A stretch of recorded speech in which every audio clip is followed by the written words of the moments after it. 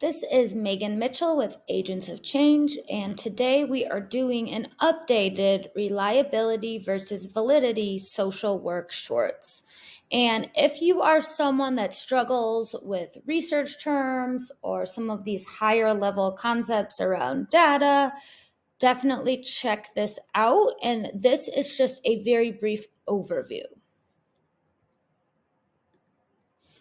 So what I'm going to do today is discuss validity, discuss reliability, the different types, and try to keep it as clear as possible because it can be very difficult. So for these, I definitely suggest coming up with your own examples and having a general idea of what validity is and what reliability is. So what is validity? Validity is how accurate a measure is. Does it measure what it's supposed to?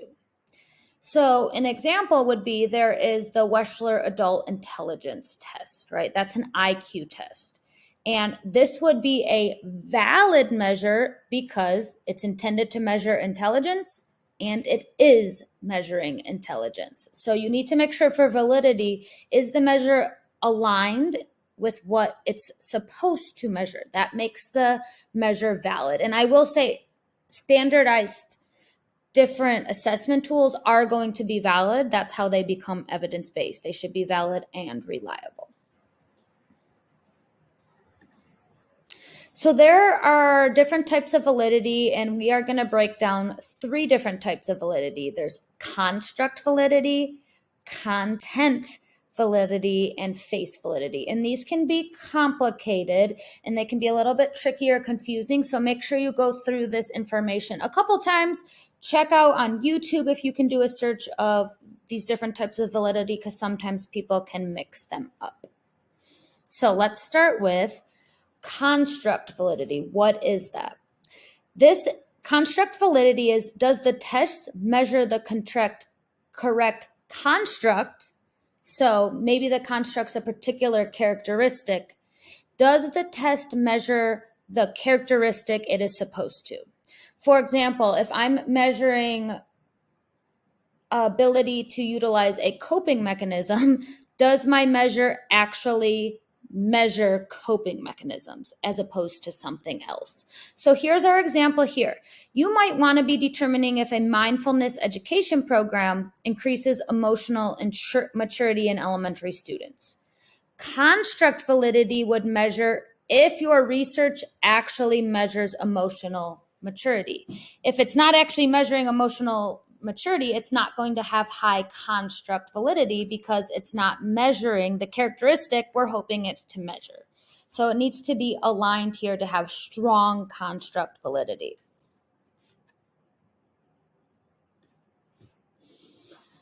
This gets complicated because it's another C, content validity. So what is content validity? Does the measure or the test represent all content, right? So is it comprehensive? So an example here is, I really like this example because I think that it shows very clearly what content validity is. So for example, a Spanish teacher is going to be developing an end of the year test for her students. So this is going to be a comprehensive test.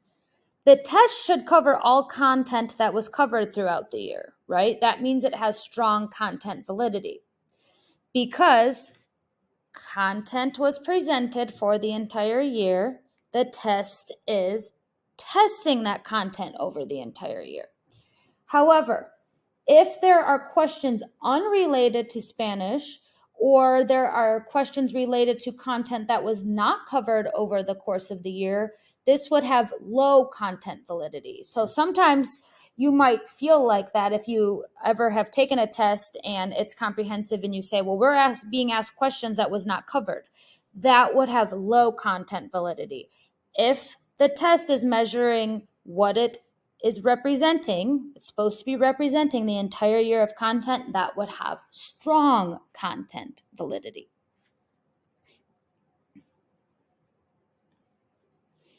Then we have face validity. What is face validity? Does the test that we're giving or the measure that we're giving appear to be suitable to its aims?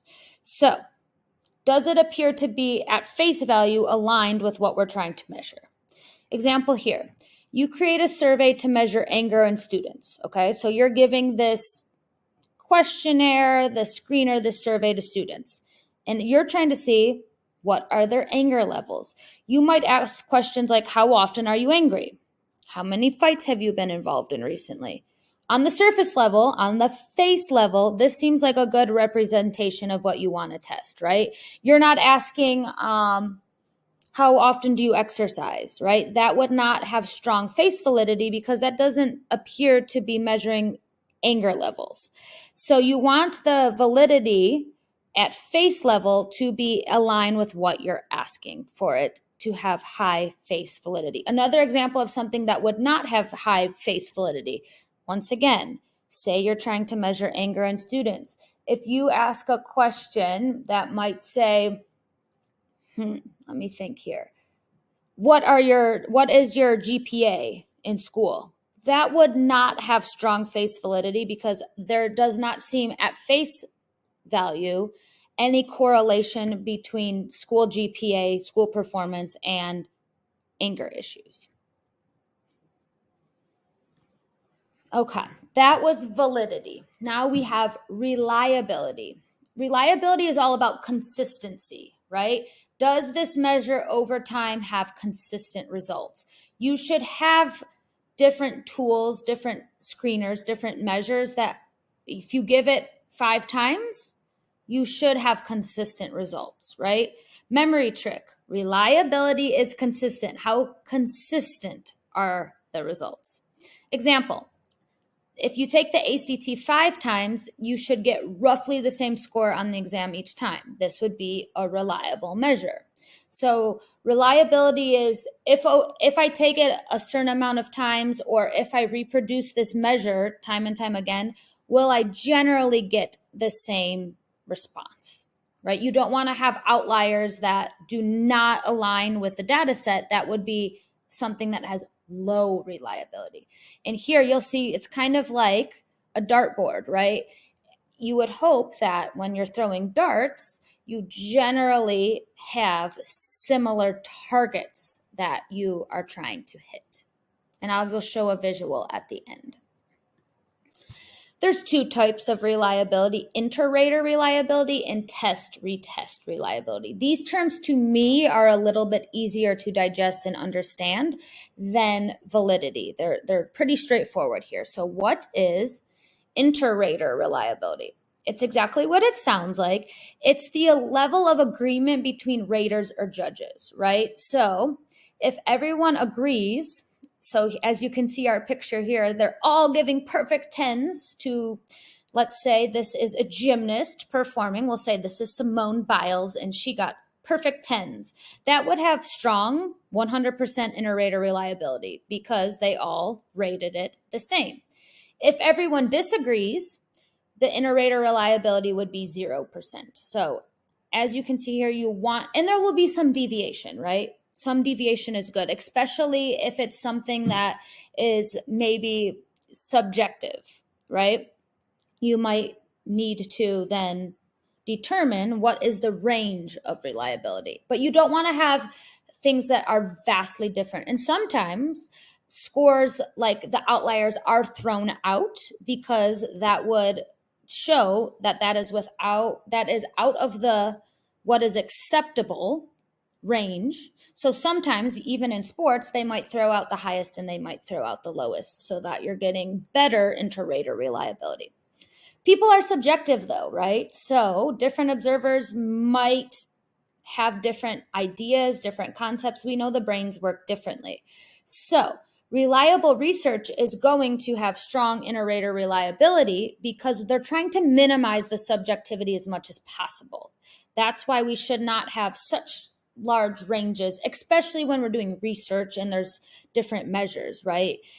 So we're trying to minimize that subjectivity so that if different researchers are using this tool or this measure, they should have similar results. It should not be that if I'm doing it, it's way different than if you are doing it, right? There should be some replication because inter-raters should have similar scoring, similar use of the measure.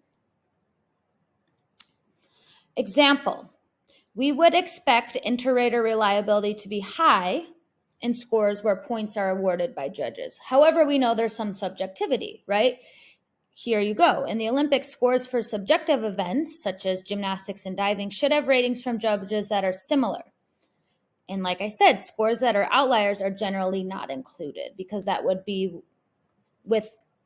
outside of the range of what is acceptable for reliability. And that's to kind of protect the data, right? If someone gives a 10 and someone gives a 2, that's way out of the range, right? So we want to make sure that those outliers are not included because that does not have strong inter-rater reliability.